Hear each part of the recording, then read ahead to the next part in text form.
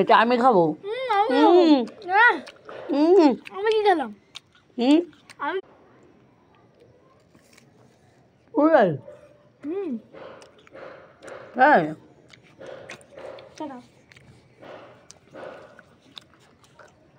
তোমরা কে কে